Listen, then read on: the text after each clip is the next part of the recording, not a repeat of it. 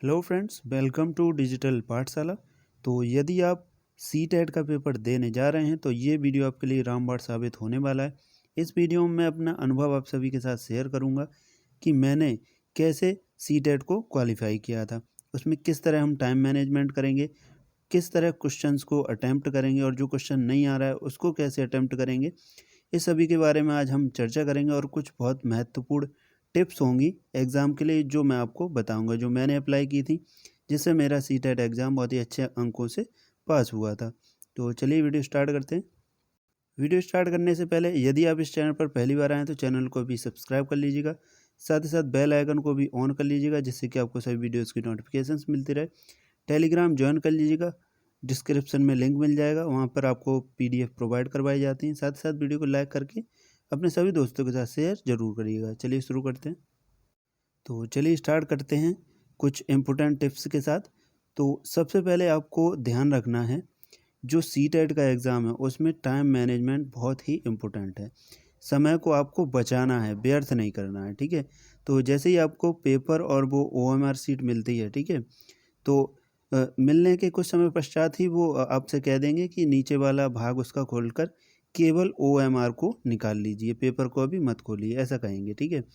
तो आपको क्या करना है, ओएमआर का सारा काम इन्विजिलेटर से पूछ कर बहुत ही सावधानी पूर्वक पेपर खुलने से पहले कर लेना है, ठीक है।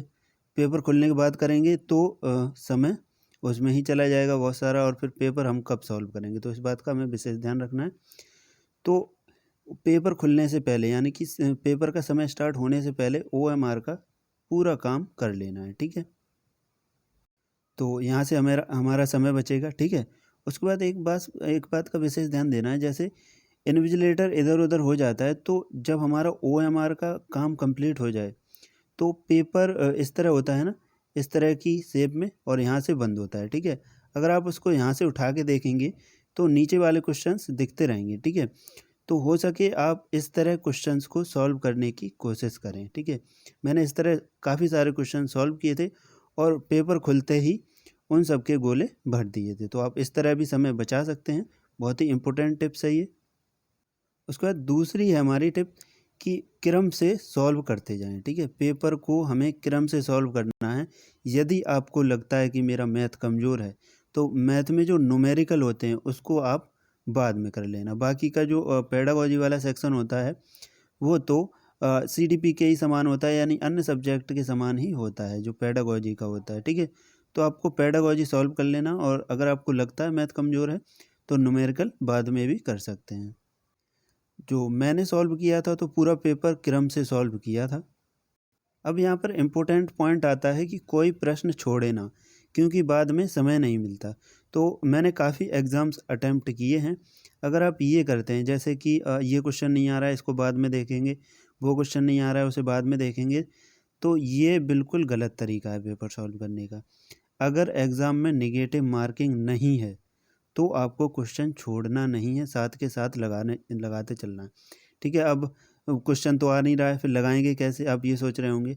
तो इसमें ये ट्रिक काम आएगी कि तुक्का कैसे लगाएं उस प्रश्न पर, ठीक है। तो उस प्रश्न पर ज़्यादातर चांसेस में ये होता है कि अगर आपने जो चौथा क्वेश्चन है, ठीक है, चौथे क्वेश्चन का अगर सी ऑप्शन भरा है, ठीक है, तो अगर आपको पाँचवा क्वेश्चन नहीं आ रहा है तो पाँचवें का भी आप सी भरते जाइए, ठीक है। छठे का नहीं आ रहा है, छठे का भी सी भरते जाइए। ऐसे ही अ, जो क्वेश्चन हैं उनके आंसर गोले भरते जाइए, ठीक है, कोई भी छोड़िएगा नहीं। और यदि आप सोच रहे हैं कि मैं क्वेश्चन को छोड़ के बाद में देख लूँगा, बाद में लगा दूँगा, तब लास्ट में समय नहीं बचेगा, गोले भी नहीं भर पाओगे, आप क्वेश्चन को पढ़ भी नहीं पाओगे, इतना समय नहीं होता। तो समय में डिवाइड कर लेना, हो सके तो 25 से 30 मिनट के बीच में, ठीक है, प्रत्येक सब्जेक्ट को डिवाइड कर लेना, ठीक है। तो 5 पोर्शन होते हैं ना, तो हो जाएगा अपना समय। अब बहुत ही महत्वपूर्ण है, टैग वर्ड्स को ध्यान में रखकर और स्वयं को अध्यापक मानकर और बच्चे को केंद्र मानकर पेपर सॉल्व करें, यानी कि परीक्षा का केंद्र बिंदु आपको मान लेना, वहाँ पे जो शिक्षा का केंद्र बिंदु उसे बालक मान लेना। तो टैग वर्ड्स की मैंने बहुत सारी वीडियो अपलोड कर रखी हैं, चैनल के इंट्रो पे भी टैग वर्ड्स की वीडियो लगी है। हालांकि फिर भी मैं आपको यहाँ पे दिखा देता हूँ कि टैग वर्ड्स से कैसे सॉल्व करते हैं, ठीक है। ये वाले टैग वर्ड्स बहुत ही काम आने वाले हैं आपको एग्ज़ाम में जो क्वेश्चन के ऑप्शन होते हैं उनको सॉल्व करने में बहुत ही आसानी रहेगी।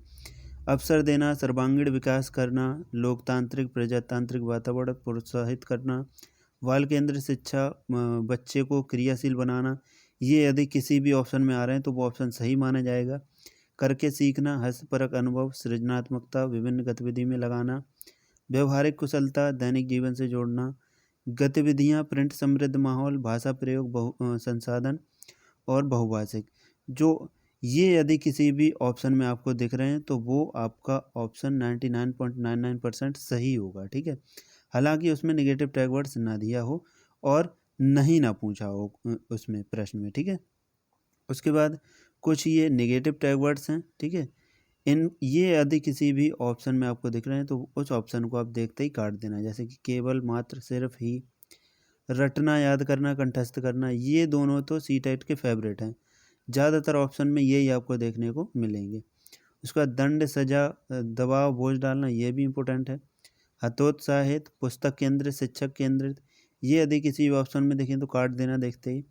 उसके बाद खाली स्लेट, कोरी पट्टियाँ, लैंगिक असमानता, ये यदि किसी में दिखें तो आप काट देना ऑप्शन को। बच्चे को महत्व न देना, निष्क्रिय हो बच्चा, रोजगार, व्यवसायिक, उच्च ग्रेड की शिक्षा, तकनीकी, वैज्ञानिक शब्दावली, सीमित व्याख्या, ये यदि भी किसी आपको ऑप्शन में दिखें तो वो ऑप्शन आपको देखते ही काट देना, ठीक है। उसके बाद एक ये भी ट्रिक होती है, यदि आपको किसी भी क्वेश्चन में कुछ भी ना समझ में आ रहा है तो आप उस ऑप्शन में व्यापक ऑप्शन को चुनें, या ऐसे समझिए, या तो इस तरह भी आप अनुमान लगा सकते हैं कि इसमें बच्चे के बारे विषय में ज़्यादा ज़्यादा से ज़्यादा अच्छी बातें कौन से ऑप्शन में की जा रही हैं, इस तरह चुन सकते हैं। या अगर आपको कुछ भी ना समझ में आए तो जो सबसे बड़ा ऑप्शन हो उसी को लगा देना, ठीक है। उसके बाद में भाषा सॉल्व करने में गलती करते हैं बच्चे, ठीक है, उसकी वजह से उनका पेपर पास नहीं होता। चलिए इसको मैं आपको डिटेल में बता देता हूँ कि भाषा कैसे सॉल्व करनी है। तो आपके एडमिट कार्ड पे लिखा होगा कि भाषा फर्स्ट आपने चुनी है, कौन सी, हिंदी, ठीक है। और दूसरा लिखा होगा भाषा सेकंड, ठीक है। भाषा सेकंड लिखा होगा, या तो आपने संस्कृत ली होगी या हिंदी ली होगी, ठीक है। तो यदि आपने भाषा फर्स्ट के रूप में हिंदी ली है तो आपको ये वाली हिंदी सॉल्व करनी है। यहाँ पे लिखा होगा भाषा फर्स्ट। तो परीक्षार्थी भाग 5 यानी कि 91 से 120 के प्रश्नों के उत्तर केवल तभी दें जब उन्होंने भाषा फर्स्ट का विकल्प हिंदी चुना हो। इस बात को आपको विशेष ध्यान देना है, ठीक है। तो यदि आपने भाषा फर्स्ट के रूप में हिंदी चुनी है तो ये वाली हिंदी सॉल्व करनी है, ठीक है। और भाषा सेकंड के रूप में आपने संस्कृत चुनी है तो ये वाली संस्कृत सॉल्व करनी होगी, भाषा सेकंड वाली, ठीक है। यहाँ पर लिखा भी है 121 से 150 तक आपको भाषा सेकंड संस्कृत सॉल्व करनी है।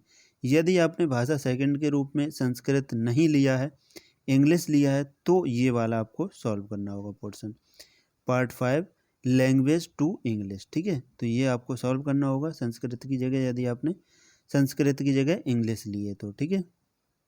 तो आज की वीडियो हमने सी टेट के एग्ज़ाम में पेपर कैसे सॉल्व करना है, किन किन बातों का ध्यान रखना है, उसके बारे में डिस्कस किया। तो आई होप आपको ये वीडियो पसंद आया होगा। वीडियो पसंद आया तो वीडियो को लाइक ज़रूर करिएगा, साथ ही साथ शेयर करिएगा, और चैनल को अभी तक आपने सब्सक्राइब नहीं किया है सब्सक्राइब करके बेल आइकन ऑन कर लीजिएगा। Thanks for watching.